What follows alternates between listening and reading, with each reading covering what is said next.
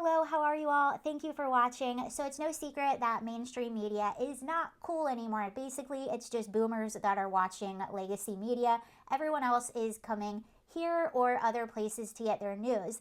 And I think that Jeff Bezos is actually reading the room on this one and realizing that if he doesn't do something, his publication is probably going to be in a lot more trouble. Very similar to Mark Zuckerberg when he came out not that long ago and said he really regretted being so biased in the 2020 election.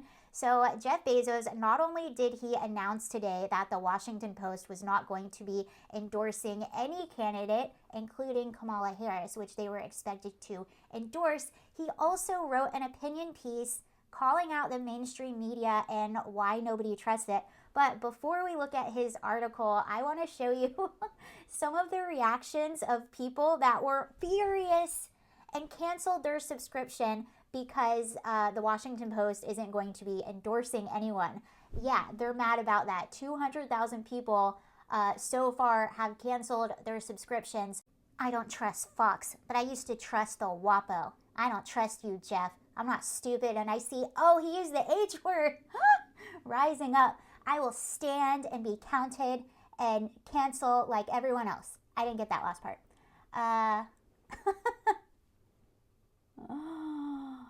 Oh, who doubt the credibility of MSN and speaks loudly about it? What Gallup is reporting about? Donald Trump talking about MSM is the enemy of the people.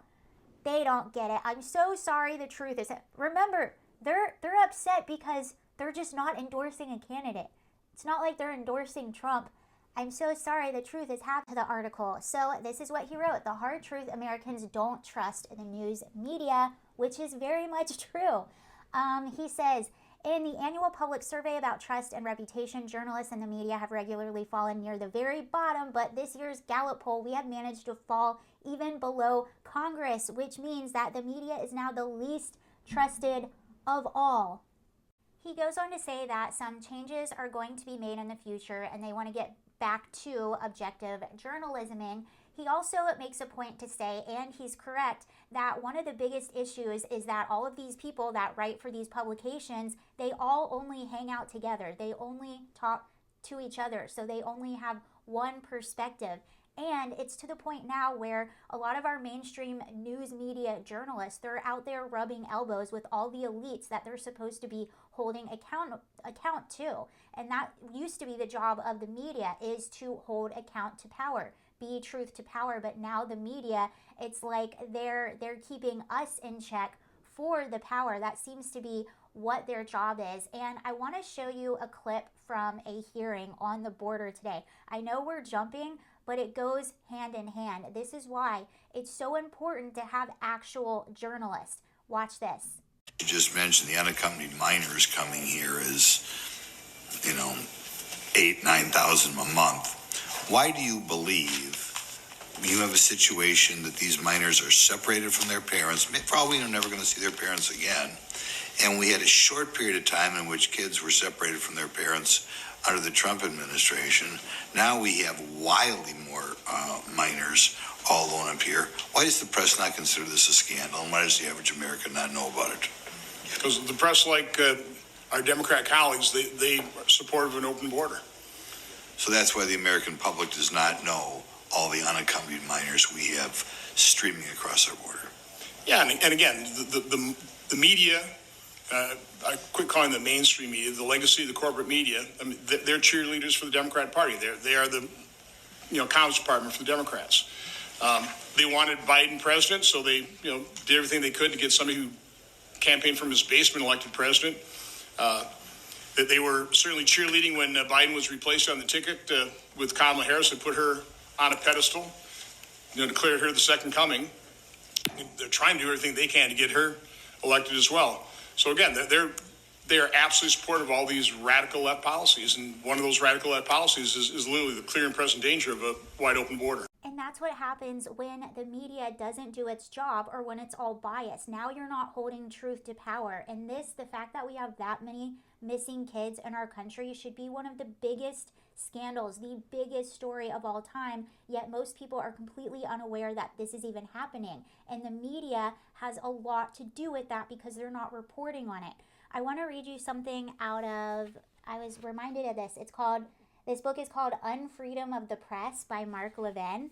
And they were doing a study on the news media, and it says here nearly 90% of internet publishing employees work in a county where Clinton won, and 75% of them work in a county that she won by more than 30 points. When you add up the shrinking number of newspaper jobs, 72% of all internet publishing or newspaper employees work in a county that Clinton won. By this measure, of course, Clinton was the national media's candidate. The people who report, edit, produce, and publish news can't help being affected, deeply affected by the environment around them. Given these various studies and analytics, are journalists nonetheless able to put aside their progressive ideological mindset and political partisanship in a relatively objective or impartial pursuit of the news? Okay, I want to read you another quote. Journalists would do well to spend less time in Washington and more time in places where policy intersects with people's lives. If they had done so during the presidential campaign, they would not have missed the story that keyed Trump's victory, the fading of the American dream for millions of ordinary people. Obviously, he's referring to Trump's victory in 2016, but the entire news media completely missed the rumbling that was happening. And they were shocked when Trump won because they weren't getting the actual story at that time.